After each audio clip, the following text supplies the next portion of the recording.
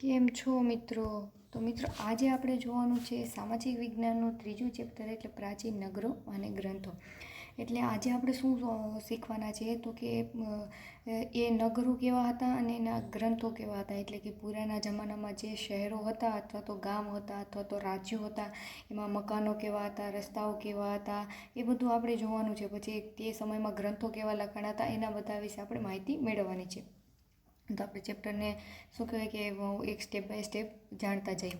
તો કે આપણે અવારનવાર સંસ્કૃતિ અને સભ્યતા એવા બે શબ્દો સાંભળીએ છીએ. તો જો આપણે ઘણીવાર કોઈને કહેતા સાંભળતા હોય કે આ આપણી સંસ્કૃતિ છે અથવા તો આ આપણી સભ્યતા છે, એવું આપણે ઘણીવાર સાંભળતા હોય છે. પણ સંસ્કૃતિ કોને કહેવાય એક્ઝેક્ટલી અને સભ્યતા કોને કહેવાય, તો એના વિશે આપણે આગળ જોશું. તો જો સંસ્કૃતિ એ મનુષ્યના રહેણીકરણી સાથે સંકળાયેલી બાબત છે. તો સંસ્કૃતિ કોને કહેવાય કે મનુષ્યના રહેણીકરણી સાથે, કે મનુષ્ય પોતાનું રહેન સહન કેવું છે, એનું કેવી જિંદગી જીવે છે, કેવું શું કહેવાય કે વસ્તુઓ વાપરે છે જીવન જીવવા માટે, એ બધી શું કહેવાય તો કે એની સંસ્કૃતિ કહેવાય. અને સભ્યતા એ માનવી પોતાની બુદ્ધિશક્તિ, આવડત અને કલા કૌશલ્યથી જીવનની એક વિશિષ્ટ અવસ્થાનું સર્જન કરે છે. તો જો સંસ્કૃતિ એટલે શું તો કે સિમ્પલ ભાષામાં કહીએ કે જે માણસ રહેતો હોય, રહેવા માટે શું કહેવાય કે ઉપયોગ કરતા હોય અથવા તો એ બધાને શું કહેવાય તો કે સંસ્કૃતિ કહેવાય. અને સભ્યતા કોને કહેવાય કે જેણે પોતાની બુદ્ધિ, શક્તિ, આવડત, કલા કૌશલ્યથી જીવનની શું કહેવાય કે એક વિશિષ્ટ અવસ્થાનું સર્જન કર્યું હતું. જો પહેલાં શું કહેવાય કે વ્હીલની શોધ કરી, પછી એના પરથી ગાડીને, અત્યારે તો શું કહેવાય કે માનવી આકાશ ચંદ્ર સુધી પણ પહોંચતો થઈ ગયો છે. એ બધી શું છે આપણી તો કે સભ્યતા કહેવાય કે આપણે માણસે પોતાની બુદ્ધિ વાપરી અને આ બધો વિકાસ કર્યો છે. વિશ્વમાં ઇજિપ્ત, મેસોપોટેમિયા, ભારત, ચીન, રોમમાં માનવ સમાજની આવી મહાન સભ્યતાના દર્શન થાય છે. તો જો આપણે ભારતની આપણે કહી શકીએ કે પ્રાચીન છે, એવી જ રીતે આખા વિશ્વની વાત કરીએ તો ઇજિપ્તની સભ્યતા છે, મેસોપોટેમિયાની છે, પછી ચીનની છે, રોમમાં માનવ સમાજની એવી અલગ અલગ શું કહેવાય કે સભ્યતાઓ આવેલી છે. સદીઓ જૂની આ સભ્યતા આજે પણ માનવ જીવનને પ્રેરણા પૂરી પાડે છે. તો કે આ સદીઓ જૂની છે એટલે શું કહેવાય કે ઘણા બધી વર્ષો પુરાની છે. તો શું કહેવાય કે હજી સુધી એની માનવ જીવનને આપણને પ્રેરણા પૂરી પાડે છે. આ સભ્યતાઓ પૈકી આપણે હડપ્પીય સભ્યતાનો અભ્યાસ કરીશું. તો આ જે એટલી બધી સભ્યતા છે, ઇજિપ્તની છે, મેસોપોટેમિયાની છે, ચીનની છે, રોમની છે, તેમાંથી આપણે કઈ જોવાની છે તો કે આપણા ભારતની એટલે કહી શકીએ એવી હડપ્પીય સભ્યતા આપણે જોવાની છે. તો જો હડપ્પીય સભ્યતાને આપણે સિંધુકીળ સભ્યતા તરીકે ઓળખીએ છીએ. તો હડપ્પીય સભ્યતાને આપણે કહીએ તો કે સિંધુકીળ સભ્યતા. શું કામ તો કે સિંધુ નદીના કિનારે પાંગરી હતી. આપણે જે અવશેષો મળ્યા, આપણે આગલા ચેપ્ટરમાં પણ જોયા કે ક્યાં તે અવશેષો મળ્યા અને કોણે શોધ્યા ને. તો આપણે જે અવશેષો મળ્યા અને અથવા એવું બધું કહી શકીએ, એ તો ક્યાંથી વધારે પડતા ક્યાંથી મળ્યા છે તો કે સિંધુ નદીના કિનારેથી. એટલે આપણે જે હડપ્પીય સભ્યતા છે એને કઈ સભ્યતા તો કે સિંધુકીળ સભ્યતા તરીકે પણ ઓળખીએ છીએ. ઈસવીસન 1921માં હડપ્પામાંથી આ સભ્યતાના સૌપ્રથમ અવશેષો મળી આવ્યા છે. તો જો સૌથી પહેલાં આપણે કહીએ તો કે ક્યારે તો કે ઈસવીસન 1921માં હડપ્પા છે. ત્યાંથી શું કહેવાય કે આ જે આપણે હડપ્પીય સભ્યતા અથવા તો સિંધુકીળ સભ્યતા છે એના સૌથી પ્રથમ અવશેષો મળી આવ્યા છે. ભારતમાં ઉત્તર પશ્ચિમ ભાગમાં ફેલાયેલા સભ્યતાના અનેક સ્થળો હડપ્પા, મોહેંજોદડો, લોથલ, ધોળાવીરા, કાલીબંગા, રાખીગઢી વગેરે સમાવેશ થાય છે. તો જો આપણા ભારતમાં ક્યાં છે તો કે ઉત્તર અને પશ્ચિમ ભાગમાં. તો જે આપણે કહી શકીએ કે જે આ ઉત્તરનો ઉપલો ભાગ છે અને પશ્ચિમનો એટલે કે આપણે આ ગુજરાતવાળો, પાકિસ્તાનવાળો. જો કે અત્યારે શું કહેવાય કે એ પાકિસ્તાનમાં જે મોસ્ટ ઓફ ભાગ જે વયો ગયો છે આપણે જે દેખાય છે, એ પણ શું કહેવાય કે આઝાદી પહેલાં તો એ ભારતનો જ એક ભાગ હતો. તો ત્યાંથી આપણે ઘણી મળી આવી છે. જેવી રીતના આપણે ગુજરાતમાંથી પણ ઘણા એવા શું કહેવાય કે હડપ્પા સભ્યતાના અવશેષો મળી આવ્યા છે. તો એ બધું આપણે આગળ જોશું. નકશામાં હડપ્પીય સભ્યતાના સ્થળો દર્શાવ્યા છે તે જુઓ. તો જો આપણે જે હડપ્પીય સભ્યતાના સ્થળો દર્શાવીએ છીએ તો જો અહીંયા રંગપુર છે, લોથલ છે, પછી આ ધોળાવીરા છે, પછી અહીંયા આ બધી આ જે પંજાબમાં આવેલા છે, અહીંયા જો હડપ્પા દેખાય છે, પછી જલાલપુર છે, એવા અલગ અલગ જે બધા સભ્યતા આપણે જે દેખાય છે ને, રહેમાનગઢી છે, પછી અહીંયા સિંધુ નદી છે, તેની બાજુમાં કોટા દીજી, સિંધ, આમરી, ચાંદગુડો, એ જે બધા બાલાકોટ, એ બધા શું છે તો કે આપણે આ હડપ્પીય સંસ્કૃતિ અથવા તો સિંધુકીળ સભ્યતા કહીએ એના શું કહેવાય કે આપણે શું કહેવાય કે એના સ્થળો છે. તેમનામાં કેટલાક મુખ્ય નગરોની નગરરચના અને તેમની વિશેષતાઓ પરિચય મેળવીએ. તો જો એમાંથી જે મુખ્ય મેઇન છે કે જે સૌથી મોટા પ્રમાણમાં મળ્યા હોય અથવા તો ત્યાંથી સૌથી વધારે પ્રમાણમાં અવશેષો મળ્યા હોય એના વિશે આપણે જાણીએ. તો જો નગરરચના શું કહેવાય? તો કે જો આપણે કોઈ પણ એટલું માની લો કે એટલો ભાગ આપણે મળી ગયેલ છે કે લોથલ છે આપણું, તો એ એટલું આપણે છે તો એમાં નગરરચના એટલે કે એમાં મકાનો કેવી રીતના બાંધવામાં આવ્યા હતા, એના રસ્તા કેવા હતા, પછી એને અલગ અલગ શું કહેવાય કે બીજી વ્યવસ્થા શું હતી, કોઈક ગટરના પાણીની કાઢવાની વ્યવસ્થા કે જે અલગ અલગ જે બધી વ્યવસ્થા હોય ને એ આપણે જોઈશું. તો એ લોકોની નગર વ્યવસ્થા કેવી હતી? તો કે આયોજનબદ્ધ નગરરચના એ હડપ્પીય સભ્યતાનો સૌથી મોટી લાક્ષણિકતા છે. તો કેવું હતું કે શું કહેવાય કે આડાઅવળું કે જેમ તેમની પણ આયોજનબદ્ધ હતું, એટલે કે એ સમયમાં પણ શું કહેવાય કે એવા એન્જિનિયર હશે કે જે શું કહેવાય કે એવી બધી નગરરચનામાં માહિર હશે. નગરોની રચના એક સમાન થયેલી હતી. તો નગરોની એટલે કે આપણે જે મકાન કહી શકીએ અથવા તો જે અલગ અલગ શહેર કહી શકીએ તો એની રચના કેવી હતી કે સમાન થયેલી હતી, એટલે કે બધાનું કામકાજ અથવા મકાનની વ્યવસ્થા ગોઠવણી એ બધું કેવું હતું તો કે સમાન હતું. તમામ સ્થળોએ પશ્ચિમ તરફ કિલ્લો અને પૂર્વ તરફ સામાન્ય પ્રજાની વસાહત હતી. તો જો દરેક તરફ શું કહેવાય કે જો આ એક આખી નગર આપણે કહી શકીએ તો જો આ પૂર્વ દિશા હોય તો આ પશ્ચિમ દિશા કહેવાય. તો અહીંયા શું હોય? કિલ્લો હોય ને અહીંયા કેવા તો કે સામાન્ય માણસોને આપણે મૂવીમાં ઘણામાં જોતો હોય તો પહેલાં કેવું હોય તો કે સામાન્ય પ્રજાને એ લોકોના ઘર હોય, પછી રાજાનો મહેલ આવે તો એવી જ રીતના, એટલે કે કિલ્લો એટલે કે આપણે મહેલ જેવું કહી શકીએ. એટલે શું કહેવાય કે પશ્ચિમ તરફ શું હતું તો કે કિલ્લો હતો અને પૂર્વ તરફ એટલે શરૂઆતમાં કેવું કોનો હોય તો કે સામાન્ય પ્રજાની વસાહત. બંનેને જુદો પાડતો રાજમાર્ગ વચ્ચે આવેલો હતો, એટલે જે કિલ્લો હોય અથવા અને જે સામાન્ય લોકોને શું કહેવાય કે રહેવાનું જે જગ્યા હોય તો એને વચ્ચે શું કહેવાય અલગ કોણ પાડતો કે રાજમાર્ગ. આપણે મેઇન રોડ અત્યારે કહીએ ને એ જમાનામાં રાજમાર્ગ કહેવાય. તો એ શું કરે તો કે જે કિલ્લો હોય અને જે સામાન્ય લોકોને રહેવાનું હોય એ બંનેને જુદું કરે. પછી પશ્ચિમમાં આવેલા કિલ્લાની ફરતે કોટ હતી, એટલે પશ્ચિમમાં જે કિલ્લો આવેલો હોય ને એને ફરતે કોટ, એટલે આપણે શું કહેવાય આ કિલ્લાને મજબૂત એવી દિવાલથી બાંધી ગયેલ હતી કે જેને સામાન્ય રીતે કોઈ હુમલો કે એવી રીતના થાય તો એ ડાયરેક્ટ રાજા સુધી પહોંચી શકે નહીં. કિલ્લામાં સંભવતઃ શાસકો રહેતા હોવા જોઈએ, એટલે કે સામાન્ય વાત છે કે જો એવું બધી ટાઈટ કડક સિક્યોરિટી સાથે જોઈ ગયેલું હોય વ્યવસ્થા કરી ગયેલું હોય તો ત્યાં કોણ રહેતું હોય તો કે જે શું કહે કે રાજ કરતા હોય રાજા હોય એ જે તે સમયમાં શું કહે કે જેને જે કહેવાતું હોય એ રહેતા હોય એવી માન્યતા શું કે અનુમાન આપણે કરી શકીએ. તેમની નગર રચનામાં મોટાભાગે ઈંટો વપરાતી. તો એમની નગર રચના જો તમને અહીંયા પણ દેખાય તો જો આ ચોકઠો એ નાના છે, આપણે અત્યારે મોટા મોટા પથ્થર એવું કંઈ છે નહીં. શું હતું તો કે ઈંટોની વપરાશ થતી. જો કે જેટલા પણ શું કહેવાય કે અવશેષો મળ્યા એમાં બધામાં સૌથી વધારે શું ઈંટોને જ બનેલું છે બધું, જે વસ્તુઓ મકાનો હોય અથવા તો બીજી કેવું બનેલું હોય તે બધું શેનું બનેલું છે તો ઈંટોનું. હડપ્પીય સભ્યતાના નગરોની કેટલીક વિશેષતાઓ જોઈએ તો આપણે હડપ્પીય સભ્યતાના કેટલાક નગરો છે એ આપણે જોઈ લીધું કે શું કહેવાય કે એની નગર તો બહુ સારી હોય. તો હવે તો કયા નગરો આપણે જે મળ્યા કેવા કેવા છે એ આપણે જોઈએ. તો પહેલું છે તો કે હડપ્પીય સભ્યતાના મુખ્ય વિશેષતા તેમના આયોજનબદ્ધ મકાન વ્યવસ્થા હતી, એટલે કે મકાન જે બનાવતા એ કેવા તો કે સરસ આયોજનબદ્ધ હતા.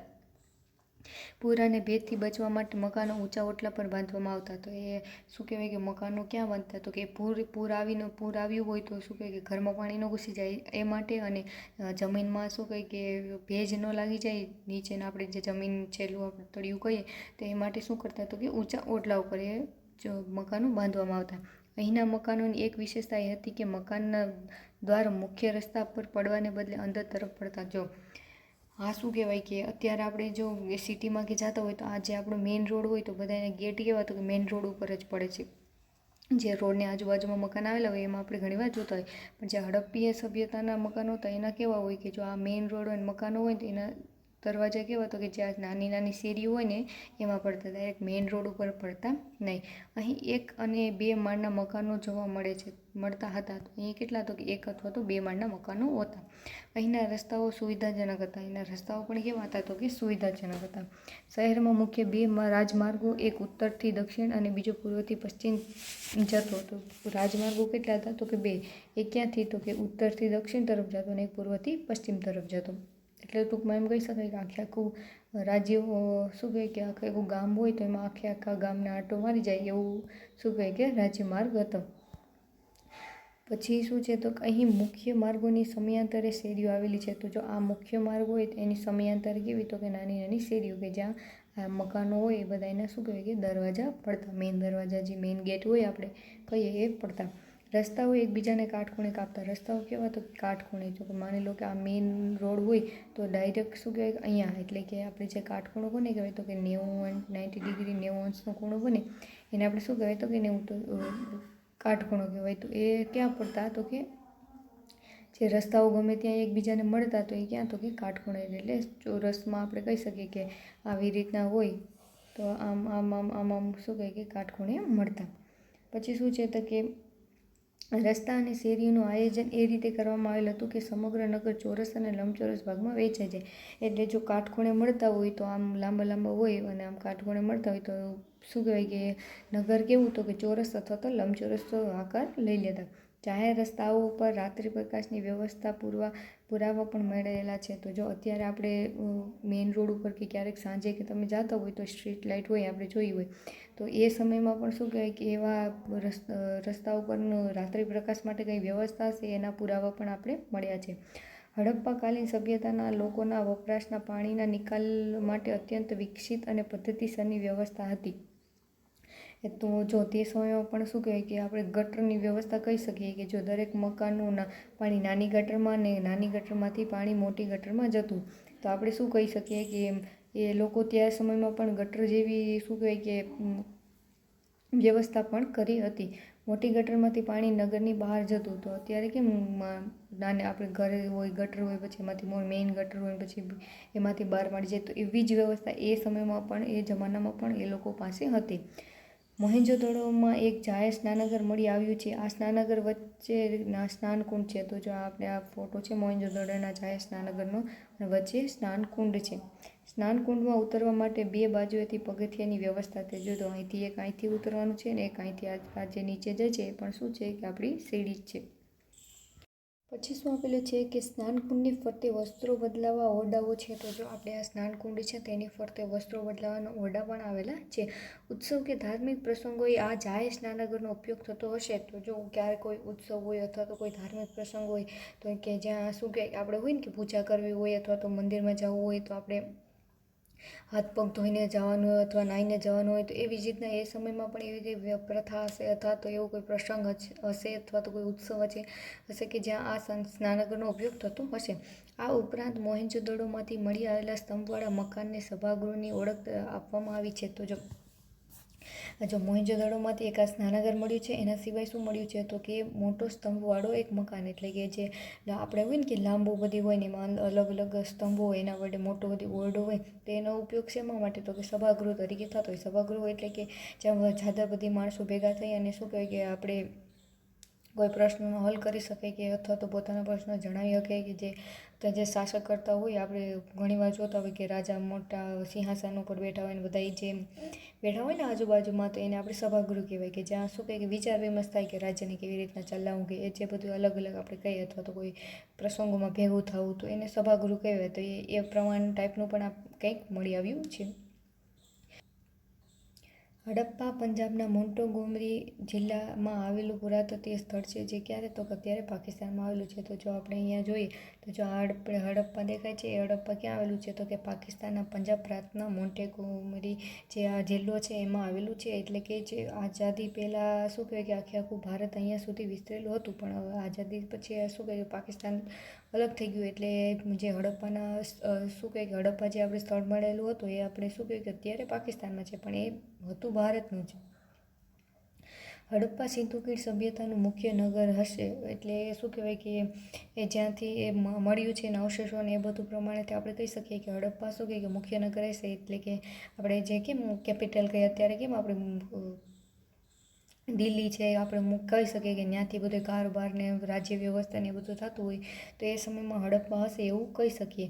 અહીંની મુખ્ય વિશેષતા તેના અન્ન ભંડારો છે. એટલે એની મુખ્ય વિશેષતા શું છે હડપ્પાની તો કે એના અન્ન ભંડારો એટલે કે જે અન્ન ભંડારો હોય મોટા મોટા કે જ્યાં અન્ન રાખી સાચવી શકે ને પછી મુસીબતના સમયે અથવા તો શું કહેવાય કે વેપાર કરવા માંડ કે અલગ અલગ વસ્તુ કંઈ પણ હોઈ શકે તે ત્યાં એનો ઉપયોગ થતો હશે.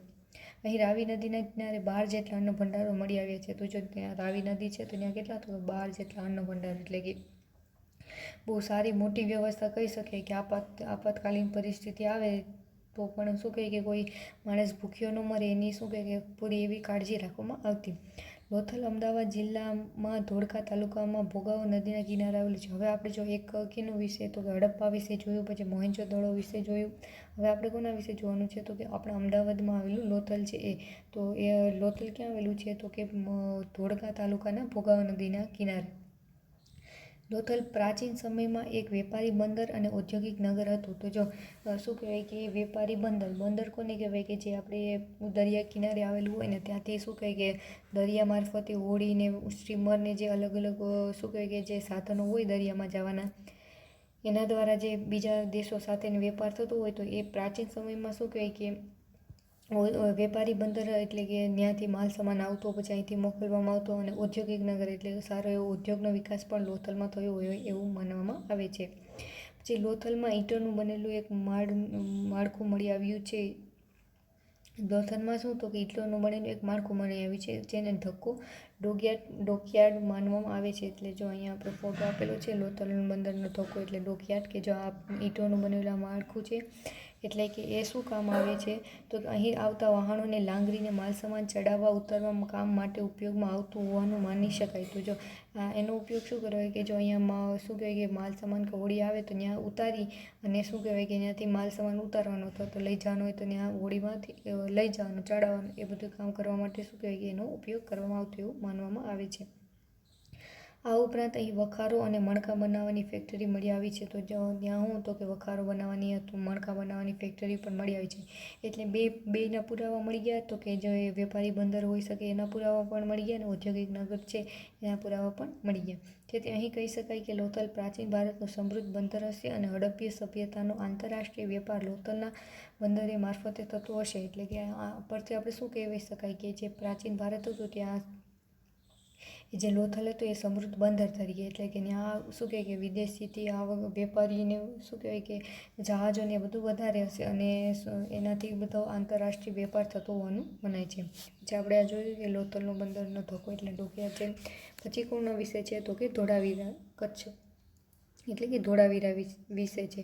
તો કે ધોળાવીરા કચ્છ જિલ્લાના ભચાઉ તાલુકાના ખદીરબેટ વિસ્તારમાં આવેલું પુરાતત્વીય સ્થળ છે. તો જો ધોળાવીરા ક્યાં આવેલું છે તો કે કચ્છ જિલ્લાના ભચાઉ તાલુકામાં ખદીરબેટ વિસ્તારમાં આવેલું છે. સામાન્ય રીતે હડપ્પીય નગરો બે ભાગમાં એટલે દ્વિસ્તરીય વહેંચાયેલા હોય છે. એટલે કે આપણે આગળ જોયું હતું ને કે આ જે નગર હોય, માની લો કે આ નગર છે તો પેલું પૂર્વ તરફથી આપણે જોઈએ તો ત્યાં શું કે સામાન્ય લોકોને રહેવાનું એટલે એ પહેલો, અને પછી અહીંયા કિલ્લો એટલે બીજો, એટલે 1 અને 2 એમ ભાગમાં વહેંચાયેલું છે. જ્યારે ધોળાવીરાનું નગર 3 ભાગમાં એટલે કે ત્રિસ્તરીય છે. પણ આપણે ધોળાવીરાની વાત કરવામાં આવે તો એ કેટલું છે તો કે 2 નહીં પણ તો 3 એટલે કે ત્રિસ્તરીય ભાગમાં છે. તો કે ક્યાં કે તો કે સિટાડેલ એટલે કિલ્લો, ઉપલું નગર અને નીચલું નગર એમ 3 ભાગમાં વહેંચાયેલું છે. ધોળાવીરા નગરની મુખ્ય વિશેષતા વરસાદના પાણીના સંગ્રહની વ્યવસ્થા અને સ્ટેડિયમ છે. તો જો ધોળાવીરાની વિશેષતા વિશે આપણે જોઈએ તો એની મુખ્ય વિશેષતા શું છે તો કે જે વરસાદનું પાણી છે એનો સંગ્રહ કરવાનો અને સ્ટેડિયમ. તો આપણે જે વરસાદનું પાણી હોય એ શું કહે કે વ્યર્થ વહી જતું હોય તો પણ એ સમયમાં લોકો એટલા જાગૃત હતા કે વરસાદના પાણીનો પણ સંગ્રહ કરતા, એટલે એ સારી એવી વ્યવસ્થા એની ગણી શકાય. રાજસ્થાનનું કાલીબંગન નગર હડપ્પીય સંસ્કૃતિનું કૃષિ ક્રાંતિનું મુખ્ય મથક છે. તો જો આપણે હવે કોના વિશે જાણવાનું છે તો કે રાજસ્થાનનો કાલીબંગન જે નગર છે એના વિશે આપણે જાણવાનું છે. એ કોના માટે તો કે કૃષિ, આપણે શું કહીએ કે કૃષિ ખેતી પ્રધાન દેશ કહેવાય આપણે. એ જમાના પણ એવી સારી એવી કૃષિ થતી હોય એના પુરાવા ક્યાં મળે છે તો કે આપણા રાજસ્થાનના કાલીબંગનમાંથી. અહીં ખેડેલા ખેતરોના અવશેષો તેની સાબિતી પૂરી પાડે છે. તો જો આપણે રાજસ્થાનનું કાલીબંગન છે ત્યાંથી શું મળીએ છે તો કે ખેતરો છે એ ખેડેલા ખેતરો આપણે મળ્યા છે. અહીં મળી આવેલા તાંબાના અવશેષોને પુરવાર કરે છે કે અહીં તાંબાના અવજારોનું નિર્માણ થતું હશે અને આ અવજારોનો કૃષિ ક્ષેત્રમાં ઉપયોગ લેવાતો હશે. તો જો જ્યાંથી ખેડેલું ખેતર મળ્યા છે એના ઉપરાંત શું મળ્યું છે તો કે તાંબાના ઓજારો મળ્યા છે. તો એના પરથી આપણે શું કહી શકાય કે ત્યાં તાંબાના ઓજારોનું નિર્માણ થતું હશે અને એના ઓજારો એટલે કે એ જે અસ્ત્રો શસ્ત્રો કે જે આપણે કંઈ પણ કહી શકીએ કે જે બનાતો હશે એનો કેમાં તો કે કૃષિ ક્ષેત્રમાં ઉપયોગ થતો હશે. આમ સિંધુ ખીણ સભ્યતાનું નગર આયોજન સુવ્યવસ્થિત, સુંદર, ઇજનેરી કળા ધરાવતું, આયોજનબદ્ધ અને કૌશલ્યયુક્ત હતું. એટલે આપણે સિંધુ ખીણ સભ્યતાના જે એટલા જોયા તો કે આપણે ક્યાં જોયા તો કે એક હડપ્પાનું જોયું, મોહેંજો-દડોનું જોયું, પછી લોથલનું જોયું, ધોળાવીરા વિશે જાણ્યું, આપણે કાલીબંગન વિશે જાણ્યું. તો એ બધા પરથી આપણે શું કહી શકીએ તો કે એની વ્યવસ્થા સુવ્યવસ્થિત હતી, નગર આયોજનની, પછી ઇજનેરી કળા ધરાવતું. એટલે આપણે અહીંયા આપણે હડપ્પામાં જોઈ શકીએ તો એ કહેતા કે શું કહેવાય કે ચોરસે મળતા, એટલે કે 90 અંશના ખૂણે, એટલે કાટખૂણે મળતા. પછી ત્યાં સ્ટ્રીટ લાઇટની પણ સારી એવી વ્યવસ્થા હતી, ગટર પાણીને બહાર કાઢવાની એવી વ્યવસ્થા હતી. તો એના પરથી આપણે કહી શકાય કે બહુ સારી એવી વ્યવસ્થાઓ હતી. તેમાં તે વખતના શાસક વર્ગના શાસન શક્તિ, ઇજનેરોની બુદ્ધિમત્તા અને કારીગરોની કલા શક્તિનું અદ્ભુત પ્રતિબિંબ પડે છે. તો જો આપણે એ બધું આપણે જાણતા જ આપણે એમ થઈ જાય કે એ જમાનામાં કાંઈ શું કહે કે એવી સાધન વ્યવસ્થા નથી, છતાં પણ આવું સારું અને સચોટ કાર્ય કરી શકે. તો એ લોકોની શું કહેવાય કે કૌશલ્ય અને કલા શક્તિ જ કહી શકાય. હવે શું આપેલું છે તો કે હડપ્પીય સભ્યતાનું આર્થિક જીવન, એટલે કે તે આર્થિક રીતે કેવા હતા, કેવા શું કહેવાય કે પૈસા વાપરતા અથવા તો પશુપાલન કરતા, કે જે ખાવા પીવામાં શું ઉપયોગ કરતા, એની વસ્ત્રોમાં શું પહેરતા, એ બધા વિશે આપણે જાણવાનું છે. સિંધુ ખીણ સભ્યતાના લોકો ખેતી, પશુપાલન, વેપાર, હુન્નર ઉદ્યોગ જેવા વ્યવસાયો કરતા હતા. એટલે જો એના વ્યવસાયો સેવા હતા તો કે ખેતી કરતા, પછી પશુપાલન કરતા, વેપાર પણ કરતા, હુન્નર ઉદ્યોગ એટલે કે કોઈ પણ વસ્તુ બનાવીને વેચવી, ચિત્ર હોય અથવા તો કોઈ માટીના શું કે વસ્તુ હોય તો એ બધા બનાવીને વેચવું, એ બધા શું હતા તો કે એમના વ્યવસાયો હતા. ખેતીમાં તેઓ ઘઉં, જવ, વટાણા, તલ, સરસવ વગેરે પાકોની ખેતી કરતા.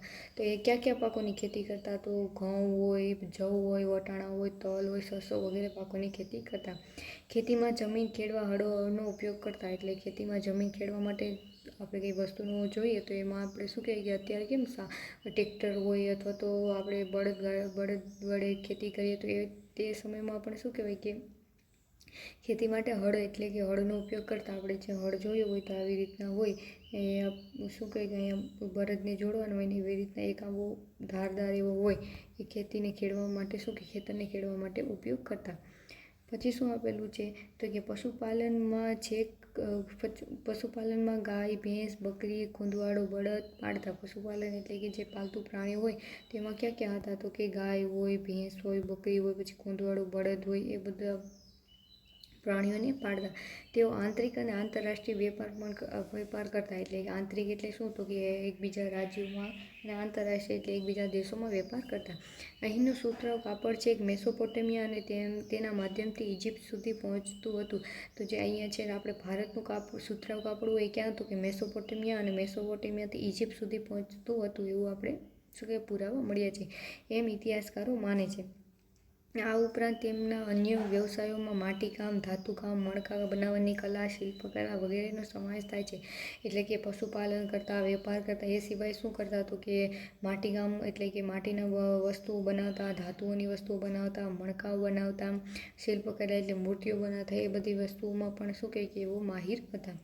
જે હડપ્પીય સભ્યતાનું સમાજ જીવન, તો જે હડપ્પીય સભ્યતા હતા એના સમાજ જીવન કેવું હતું એ વિશે આપણે જોઈશું. તો જો સિંધુ ખીણ સભ્યતાના લોકોનું મુખ્ય વ્યવસાય ખેતી અને પશુપાલન હતો, અને આ સમયની પ્રજાના ખોરાકમાં ઘઉં, જવ, બાજરી, વટાણા, તલ, ખજૂર વગેરેનો સમાવેશ થતો. તો જો એ સભ્યતા હતી એમાં શું કહેવાય કે ખેતી અને પશુપાલન તો હતું જ, પછી શું કહેવાય કે ખોરાકમાં તો કે ઘઉં, જવ, બાજરી, વટાણા, તલ, ખજૂર વગેરેનો સમાવેશ થતો. પશુપાલનના કારણે તેમના ખોરાકમાં દૂધની બનાવટોનો સમાવેશ થતો. એટલે જો પશુપાલન કરતા હોય એટલે કે ભેંસ હોય, ગાય હોય, પછી દૂધ પણ હોય, દૂધનું ઉત્પાદન પણ થતું હોય, અને એનાથી શું કહેવાય કે એના ખાવામાં દૂધ હોય, દૂધની બનાવટ હોય, એવી અલગ અલગ વસ્તુઓનો પણ શું કહેવાય ઉપયોગ કરતા.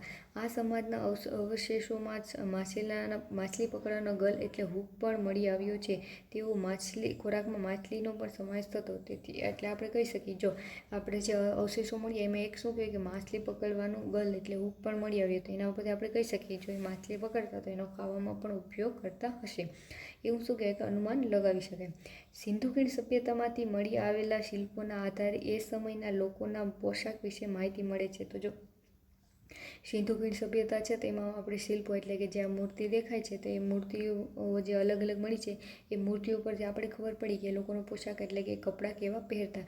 અહીંના સ્ત્રી પુરુષો 2 કપડાં પહેરતા, કમરથી નીચેના ભાગમાં હાલની ધોતી જેવું અને ઉપરના ભાગમાં ડાબા ખભા પરથી જમણા હાથની નીચે આવે એમ વસ્ત્ર વીંટતા. જો આપણે આ મૂર્તિ આપણે દેખાય છે કે જો મોહેંજો-દડોમાંથી વસ્ત્ર પરિધાન એટલે કે વસ્ત્રો પહેરેલી છે, તો કે જો આ ડાબા ખભા ઉપર જે વસ્ત્ર છે અને આ જમણા હાથની નીચે આવેલ છે, તો એવો શું કહેવાય કે એવા વસ્ત્રો શું કહેવાય કે એવો પહેરતા.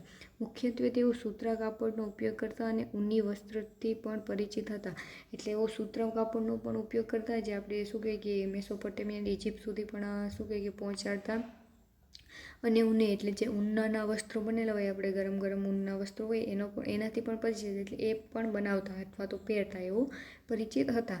આ ધાતુ તથા હાથી દાંતથી બનેલી મળેલી સોયના આધારે અનુમાન થાય છે કે તેઓ સીવીને કપડાં પહેરતા હશે. આમ છતાં મોટાભાગના લોકો સીવ્યા વિનાના કાપડનો ઉપયોગ કરતા. એટલે જો ધાતુની અને હાથી દાંતમાંથી બનેલી સોય મળી છે, એના પરથી એવો અનુમાન લેવામાં આવ્યો છે કે એ લોકો સીવીને કપડાં અથવા તો સીવા વિનાના બંને કપડાનો ઉપયોગ કરતા પહેરવા માટે. તો જો આપણે એવું પૂછીએ કે શું કહેવાય કે કઈ કેમાંથી સોય બનાવવામાં, તો આપણે કહી શકીએ કે જો ધાતુની સોય બનાવવાતી અને હાથીના દાંતમાંથી પણ સોય બનાવવાતી. આ સમયમાં લોકો આભૂષણના કંઠહાર એટલે ગળાનો હાર, હાથમાં વીંટી, કાંડામાં કડા સ્ત્રી અને પુરુષ બંને પહેરતા. એટલે જો એ સમયમાં શું કહે ઘરેણાંની વાત કરીએ કે એ લોકો કેવા કેવા પહેરતા, તો આભૂષણોમાં એટલે ઘરેણાં, આભૂષણો એ બધું એ કર્યું.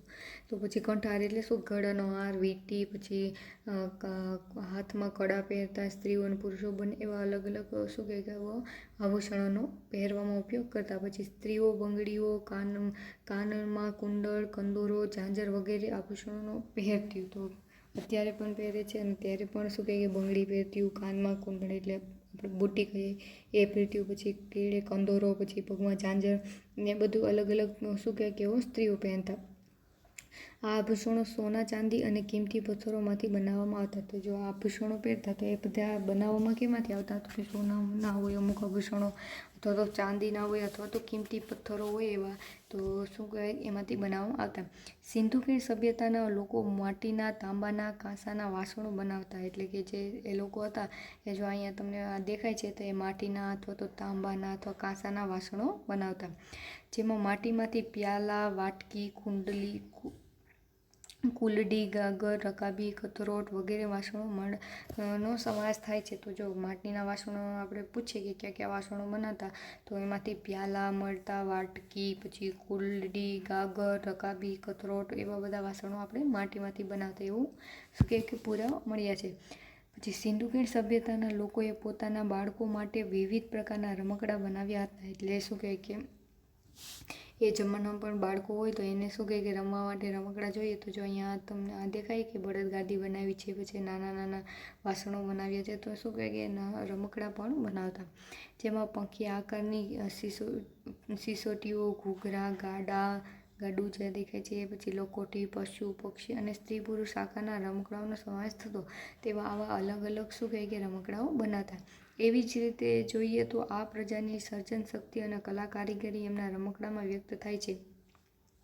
એક રીતે જોઈએ તો આ પ્રજાની સર્જન શક્તિ અને કલા કારીગરી એમના રમકડામાં વ્યક્ત થાય છે. તો કે એ લોકો શું કહે કે કેવી કળા જાણતા, એ આપણે શું કહે કે રમકડામાંથી શું કહે કે જોઈ શકીએ. કે જો આ પૈણાવાળું, પછી બે બળદ ખેંચી જતા હોય, પછી એમાં સામાન ભર્યો, પછી આ ગાડી, તે કહી શકાય કે એવી સારી એવી કળા કારીગરી પણ એવો લોકો જાણતા. માથું હલાવતા પ્રાણી અને ઝાડ પર ચડતા વાનરને કરામત દર્શાવતા રમકડાઓ જોવા મળે છે. તો જો આ પણ એક શું કહેવાય કે એ જમાના પણ શું કહે કંઈ પણ ટેકનોલોજી વિના એ લોકો જો માથું હલાવતા પ્રાણીઓ હોય અથવા તો ઝાડ પર ચડતી વાનરની કરામત હોય એવા બધા રમકડા પણ બનાવી શકતા હતા. પછી ધાર્મિક અને અંતિમ વિધિ, તો એ લોકોના ધાર્મિક અને અંતિમ વિધિ શું કહે કે માણસ મરી ગયા પછી કેવી વિધિ કરતા એ વિશે હવે આપણે જોઈએ. તો જો હડપ્પીય સભ્યતાના ધાર્મિક જીવન વિશે આપણને મૂર્તિ અને મુદ્રાઓમાંથી માહિતી મળે છે. તો જો એક પણ પ્રશ્ન થાય કે એ જમાનામાં બીજું બધું તો હાલો રમકડાઓ ને એ બધું મળે તેના પરથી કહી શકીએ કે આવું આવું હતું, પણ એ લોકો ધાર્મિક અથવા તો જીવન અથવા તો અંતિમ વિધિ કેવી રીતના કરે એ કેના પરથી ખબર પડે છે, તો કે જે આપણે મૂર્તિઓ મળે છે અને મુદ્રા લેખો જે મળે છે એના પરથી આપણે માહિતી મળે છે. મૂર્તિઓમાં માતૃકા દેવી મૂર્તિઓનો ઇતિહાસકારો ધરતી માતાનું પ્રતીક ગણે છે. તો જો મૂર્તિઓ જે મળી છે એમાં જે માતૃકા દેવીની મૂર્તિ મળી છે એ ઇતિહાસકારો શેનું ગણે છે, તો કે આપણે જે ધરતી માતા છે એને પ્રતીક સમાન ગણે છે. એટલે કે હડપ્પીય સભ્યતાના લોકો ધરતી પૂજા સવિશેષ કરતા હશે. એટલે આપણે જે મૂર્તિ મળી છે માતૃકા દેવીની, એને આપણે શું કહેવાય કે ઇતિહાસકારો એવું માને છે કે ધરતી માતાનું પ્રતીક છે. તો એ ધરતી માતાનું પ્રતીક હોય તો એ પરથી આપણે કહી શકીએ કે એ હડપ્પીય સભ્યતાના લોકો ધરતી પૂજામાં વિશેષ એવો માનતા હશે. કે ધરતી, અન્ન અને પાણી આપે છે. કારણ કે શું કહે કે ધરતી આપણી સાચા પ્રમાણમાં મા અથવા તો દેવી કહી શકીએ, કેમ કે આપણે પાણી આપે છે, અન્ન આપે છે, કે જેના પરથી આપણું મુખ્ય જીવન આધાર રહેલું છે. આ ઉપરાંત તેઓ વૃક્ષ પૂજા, પશુ પૂજા, નાગ દેવતા, સ્વસ્તિક પૂજા વગેરે કરતા હશે.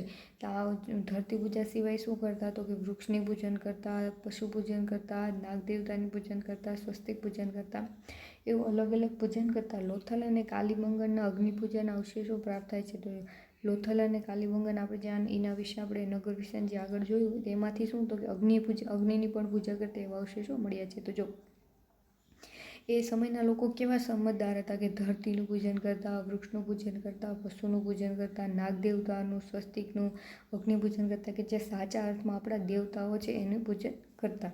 જે હડપ્પીય સભ્યતાના લોકો મૃત્યુ પામનાર મનુષ્યને દાટતા હશે અને ઘણી જગ્યાએ અગ્નિ સંસ્કારના પુરાવો મળ્યા છે. તો જો હડપ્પીય સભ્યતાના મૃત્યુ પછીની વાત કરીએ કે લોકો શું કરતા, તો અમુકને દાટતા હશે અને અમુકને અગ્નિ સંસ્કાર એટલે શું કહેવાય કે છેલ્લે એનો મૃતદેહ હોય એને શું કહે કે સળગાવવાનો પણ રિવાજ હશે એવા પુરાવા મળ્યા છે. તેઓ મૃતકને દાટતા અને તેની સાથે કેટલીક વસ્તુઓ પણ મૂકતા. એટલે જે લોકોને દાટવામાં આવતા તે એકલા ખાલી ન દાટતા, એની સાથે શું કહે કે અમુક ઘણી બધી વસ્તુઓ પણ મૂકતા કે જે તેમની મૃત્યુ પછીના જીવનની તેમની કલ્પના બતાવે છે. કે જો એ લોકોના એ સમયના લોકો એવું માનતા હશે કે જો આ માણસ મરી ગયો પણ એના બીજા જન્મમાં એને અમુક વસ્તુઓની જરૂર પડતી હોય, એવું એ લોકો માનતા. જો કે સાચા અર્થમાં એવું કંઈ હોય નહીં, કેમ કે આગલા જન્મમાં તો કોને શું થવાનું છે કોને ખબર હોય. પણ એ લોકોની માન્યતા એવી હશે કદાચ કે બીજા જન્મમાં એને આ વસ્તુઓની જરૂર પડે અથવા તે સાથે લઈને જતું હોય, એટલે શું કહે કે મૃતકને જેને દાટતા એની સાથે અલગ અલગ વસ્તુઓ પણ દાટતા. પછી શું છે તો કે લિપિ અને ભાષા, એટલે કે એ સમયમાં કઈ ભાષા બોલાતા, કઈ લખાણ લખતા, એના વિશે આપણે જોઈએ. તો સિંધુકીળ સભ્યતાના અવશેષોમાં મુદ્રાઓ, મુદ્રિકાઓ, તામ્ર પત્રિકાઓ મળી આવેલી છે. તો જે આપણે શું કહે કે આપણે પહેલા જ ચેપ્ટરમાં જોયું હતું કે અશોકનો શિલાલેખ ને પછી શું કહે તામ્રપત્ર ને એ બધું જોયું હતું કે એના પરથી આપણે ખબર પડે કે કેટલું જૂનું છે અને કોના વિશે લખ્યું છે ને એ બધું. તો શું કહે કે અવશેષોમાંથી આપણે મુદ્રાઓ મળી છે, સિક્કા જોયા હતા આપણે, પછી મુદ્રિકાઓ, તામ્રપત્રિકાઓ એ અલગ અલગ શું કહે કે મળી આવેલા છે. તેમના ઉપર કોઈ અણઉકેલાયેલી રહસ્યમય ભાષામાં લિપિબદ્ધ લખાણ જોવા મળે છે. તો જો એના ઉપર શું આવે છે, અમુક ઉકેલાઈ જાય કે જે સંસ્કૃતમાં લખેલી હોય કે જે આપણે ઓળખીતી ભાષા હોય અથવા એ બધા વિશે આપણે જાણી શકીએ. પણ જે ન આપણે ખબર હોય કે એને શું વચાય, કેવી રીતના કઈ ભાષા હશે, એવી ઘણી બધી પણ છે કે જે આજે આજ સુધી પણ ઉકેલાઈ નથી. જોકે આ લખાણો ટૂંકા છે, માત્રાવાળા અક્ષરો અને જોડા અક્ષરો જોવા મળે છે. પછી એ લખાણો કેવા હોય તો કે ટૂંકા છે, માત્રાવાળા અક્ષરો છે અને જોડા અક્ષરો છે. એટલે કે એ છે ખરા એટલી ખબર પડી જાય, પણ એ શું વચાય કેવી રીતના છે એના વિશે કંઈ જાણકારી નથી. આ લિપિ ઉકેલવા ઘણા પ્રયત્નો થયા છે પરંતુ તેમાં હજુ સુધી સફળતા મળી નથી. તો એ જે શું કે લિપિ ઉકેલવાના પ્રયત્નો ઘણા બધા થયા પણ હજી કોઈ સફળતા મળી નથી. એટલે ખબર નથી કે એમાં જે લખ્યું છે એને શું કેવી રીતના વચાય. પછી શું છે તો કે ગુજરાતમાં હડપ્પીય સભ્યતાના સ્થળો. તો આપણા ગુજરાતમાં આપણે જોયું, આપણે ભારતના આપણે ઘણા બધા જોયા લોથલ ને સિંધુકીણી. તો આપણે ગુજરાતમાં ક્યાં ક્યાં આવેલા છે એના વિશે જોઈએ. તો જો ગુજરાતમાં સુરેન્દ્રનગર જિલ્લામાં રંગપુર, અમદાવાદ જિલ્લામાં લોથલ, રાજકોટ જિલ્લામાં રોજડી, શ્રીનાથગઢ, કચ્છ જિલ્લામાં દેસલપર, ધોળાવીરા, સુરકોટડા, જામનગર જિલ્લામાં લાખાબાવળ, આમરા, ભરૂચ જિલ્લામાં કીમ નદીના કિનારે ભાગાતળા વગેરે પ્રદેશોમાં હડપ્પીય સભ્યતાની નાની મોટી વસાહતો મળી છે. તો જો આપણા ગુજરાતમાં પણ એટલા અનેક સ્થળો મળ્યા છે કે જે પ્રાચીન સમયને આપણે ઝાંખી દર્શાવે છે. હડપ્પીય સભ્યતાનો અંત. તો જો આપણે આ બધું જોયું કે એના નગરો જોયા, કે એની કળા જોઈ, એની કૌશલ્ય જોઈ, એની વસ્તુઓ જોઈ, ભાષા, લિપિ, એ લોકોની સંસ્કૃતિ જોઈ, સભ્યતા જોઈ, પણ એ હતા એ પણ અત્યારે કેમ નથી? તો એનો અંત કેવી રીતના થયો છે? તો કે ઇતિહાસકારો ધરતીકંપ, પૂર, રોગચાળો કે બાહ્ય આક્રમણના કારણે આ સભ્યતાનો અંત આવ્યો હશે એવું માને છે. તો ઇતિહાસકારો શું માને છે કે આ સભ્યતા અથવા ધરતીકંપના લીધે અથવા તો પૂરના લીધે અથવા કોઈ રોગચાળાના લીધે અથવા તો કોઈ બારબારથી આક્રમણ કરીને નાશ કરી લીધો, એવી અનેક બાબતોથી શું કહે કે હડપ્પીય સભ્યતાનો અંત આવ્યો હશે એવું માને છે. જો કે આજે પણ ઇતિહાસકારો આ માટે તેમનો અંત સંશોધનનો વિષય રહે છે. એટલે ખાલી અનુમાન કર્યો છે કે આવા વિષયોથી શું કહે કે એનો અંત થયો હશે, પણ હજી સુધી કોઈને પાક્કા સબૂત નથી મળ્યા કે કયા કારણ કે આ પ્રોપર કારણથી એનો અંત આવ્યો હશે એવું કંઈ ખબર પડી નથી.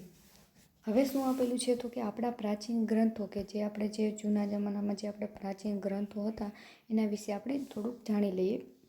તો કે ઋગ્વેદ અને તેનું અધ્યયન, એટલે કે એના પ્રાચીન ગ્રંથોમાં કોના વિશે જોવાનું છે તો કે આપણે ફક્ત એક ઋગ્વેદ વિશે જ જાણવાનું છે. તો કે જો 4 વેદ છે, ઋગ્વેદ, યજુર્વેદ, સામવેદ અને અથર્વવેદ, જે આપણા મેઇન 4 આપણે સૌથી જૂના કહી શકીએ એવા 4 વેદ છે. ઋગ્વેદ છે, યજુર્વેદ છે, સામવેદ છે અને અથર્વવેદ છે. તો ઋગ્વેદ એ આપણો પ્રાચીનતમ ગ્રંથ છે, એટલે કે જે 4 વેદોમાં અને બધા વેદોમાં આપણે કહી શકીએ એમાં સૌથી પ્રાચીન અને જૂનામાં જૂનું ગણી શકાય ને એવો કોણ છે તો કે ઋગ્વેદ છે, કે જેમાં 10 મંડળો અને 1028 પ્રાર્થનાઓ જેને સૂક્ત કહે છે તેનો સમાવેશ થાય છે. એમાં શું તો કે 10 મંડળો અને 1028 પ્રાર્થના એટલે કે સૂક્ત કહેવાય છે એનો સમાવેશ થાય છે. પછી ઋગ્વેદ એ પ્રાચીન જ્ઞાનનો ભંડાર છે. તો કે ઋગ્વેદ શું છે તો કે જે પ્રાચીન જ્ઞાનનો ભંડાર છે તે પ્રાચીન સંસ્કૃત અને વૈદિક સંસ્કૃત ભાષામાં લખાયેલ છે. તો જો ઋગ્વેદ છે એ કઈ ભાષામાં લખાયેલું ગણવામાં આવે છે તો કે પ્રાચીન સંસ્કૃત અને વૈદિક સંસ્કૃત એવી 2 ભાષામાં લખાયેલું ગણવામાં આવે છે. અથવા તો પ્રાચીન સંસ્કૃતિ કે વૈદિક સંસ્કૃતિ એ 2 એક જ છે, 2 ન કહી શકીએ આપણે, પણ એક જ કહી શકીએ કે પ્રાચીન સંસ્કૃતિ કહેવાય અથવા તો એને વૈદિક સંસ્કૃત કહેવાય. એટલે ટૂંકમાં સંસ્કૃત ભાષામાં લખાયેલું છે, પણ કેવી તો કે વૈદિક અથવા તો પ્રાચીન સંસ્કૃતિ. પછી ઋગ્વેદના માધ્યમથી આર્યોના રાજકીય, સામાજિક, આર્થિક અને ધાર્મિક જીવનનો પરિચય થાય છે. તો ચાલો ગ્રંથ જો છે આપણો ઋગ્વેદ આપણે કહી શકીએ, એનાથી આપણે શું માહિતી મળે છે તો કે આર્યો હતા જે આપણા ભારત ઉપર ઘણા શું કહે કે આપણા ભારતમાં વસેલી પ્રજા એ કહી શકીએ આર્યો હતા. એનું રાજકીય, સામાજિક, આર્થિક અને ધાર્મિક જીવનની માહિતી આપણને કોમાંથી તો કે ઋગ્વેદમાંથી મળે છે. ઇતિહાસકારો, પુરાતત્વવિદો ઇતિહાસ જાણવા માટે પ્રાચીન અવશેષોની સાથે ઋગ્વેદનો અભ્યાસ પણ કરે છે. એટલે કે શું કહે કે આ ઇતિહાસકારો અને પુરાતત્વવિદો છે એ ઇતિહાસ જાણવા માટે શું કહેવાય કે પ્રાચીન અવશેષોની સાથે સાથે ઋગ્વેદનો પણ અભ્યાસ કરે છે. ઋગ્વેદમાં કેટલાક સૂક્તો સંવાદ સ્વરૂપે છે. તો ઋગ્વેદના કેટલાક સૂક્તો એટલે કે જે આપણે શ્લોક કહી શકાય અથવા તો આપણે ડાયલોગ કે એવું કહી શકાય, એ કેટલા સંવાદ સ્વરૂપે એટલે કે કોઈ એકબીજાની સાથે વાર્તાલાપ કરતા હોય તો એને સંવાદ કહી શકાય, એના સ્વરૂપે પણ છે. ઋગ્વેદમાં પ્રજાકીય જીવનનો ઉલ્લેખો જોવા મળે છે. એટલે કે એમાં પ્રજાકીય જીવન કેવું હતું એના ઉલ્લેખો જોવા મળે છે. એટલે કે લોકો કેવી રીતના જીવતા એનો ઉલ્લેખ જોવા મળે છે.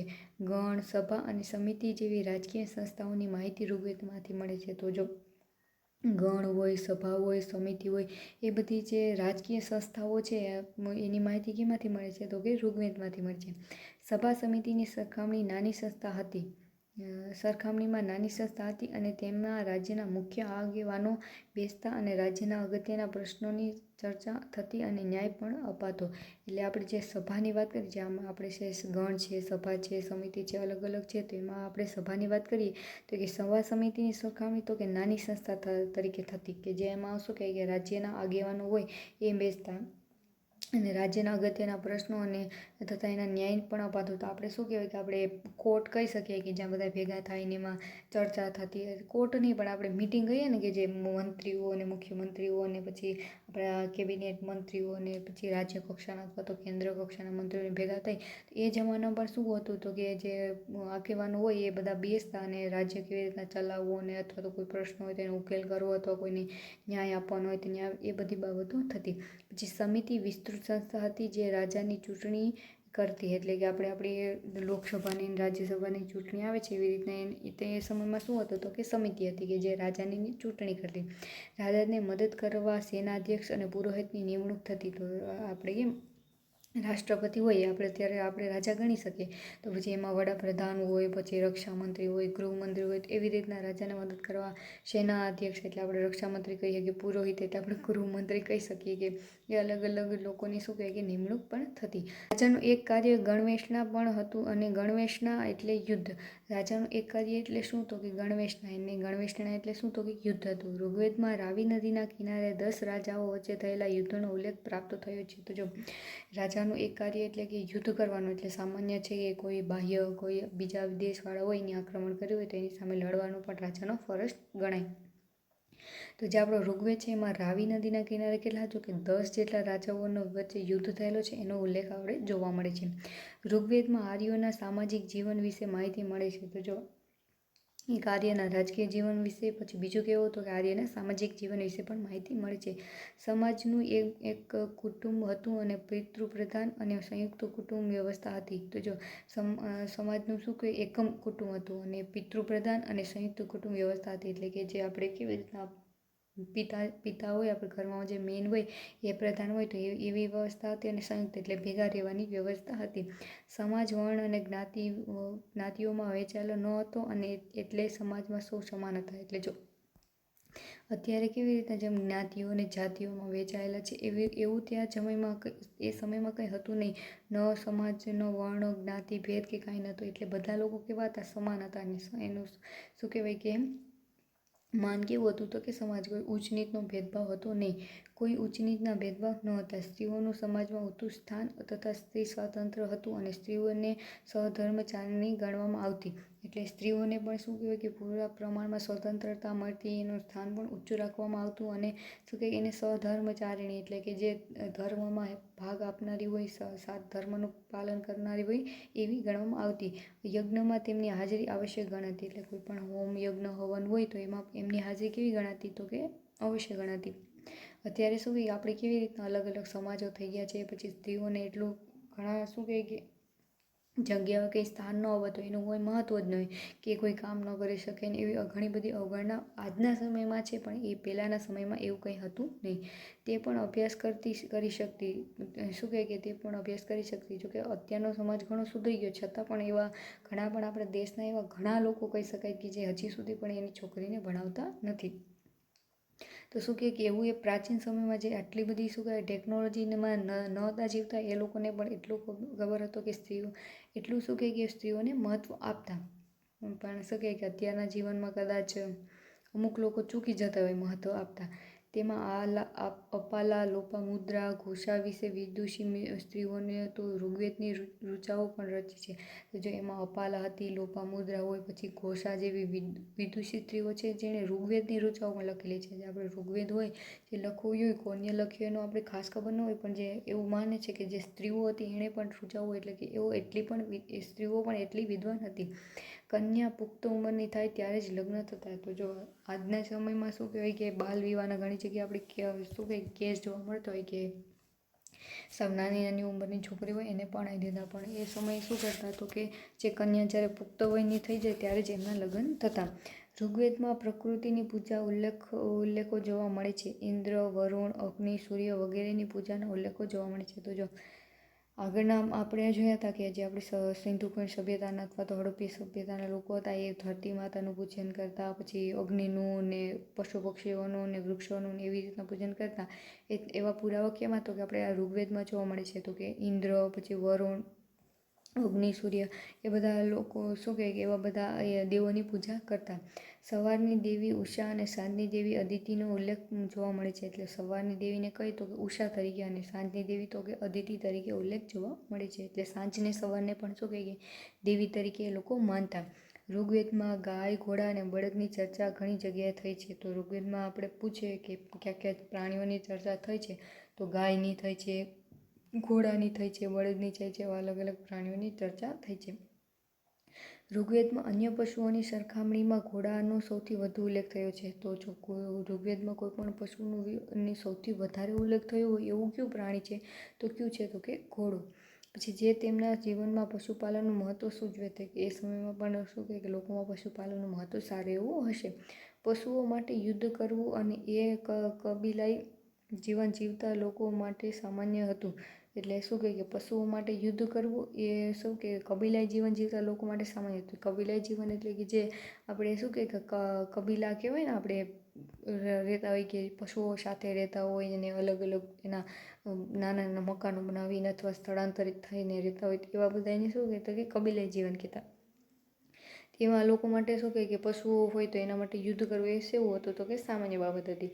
સંપત્તિ મુખ્યત્વે પશુઓની સંખ્યા પર આધારિત હતી. એ લોકોને ત્યાંની સંપત્તિ કેવી હતી તો કે પૈસા ઉપર આધાર ન રાખતી, પણ એ લોકો પાસે કેટલા પશુ હોય એના ઉપર આધાર રાખતી. પશુપાલન સામૂહિક રીતે થતું અને ઋગ્વેદકાલીન અર્થવ્યવસ્થાના પ્રારંભિક ચરણમાં કૃષિ ગૌણ હતી. એટલે પશુપાલન કેવું તો કે સામૂહિક રીતે થતું, એટલે બધા ભેગા મળીને પશુપાલન કરતા.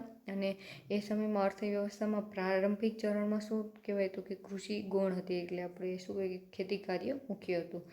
પછી શું છે તો કે આટલું જાણો. સૂક્તોનો અર્થ છે સારી રીતે કહેવાયેલું, એટલે આપણે જે અહીંયા આપેલા છે આપણે કહેલું છે કે 10 મંડળો અને 1028 સૂક્ત છે ઋગ્વેદમાં. તો સૂક્તનો અર્થ શું થાય છે તો કે સારી રીતે કહેવાયેલું, એટલે સારી રીતે કહેવાયેલું એટલે કે સરસ રીતે વર્ણન થયેલું. તો શું હતું આ હતું આપણું આખું ચેપ્ટર, કે જે આપણા પ્રાચીન નગરો હતા, ગ્રંથો હતા, એના વિશે આપણે જોયું. તો કે એમાં આપણે કેટલા વિશે જોયું તો કે હડપ્પા વિશે જોયું, મોહેન્જોદડો વિશે જોયું, લોથલ, પછી ધોળાવીરા રાજસ્થાનનું, પછી એના લોકોના વસ્ત્રો ને એ લોકોની કળા કૌશલ્ય એ બધું હતું. પછી આપણે છેલ્લે ગ્રંથમાં કયો ગ્રંથ વિશે માહિતી મેળવી તો કે ઋગ્વેદ, કે જે આપણો સૌથી પ્રાચીનતમ ગ્રંથ છે એ.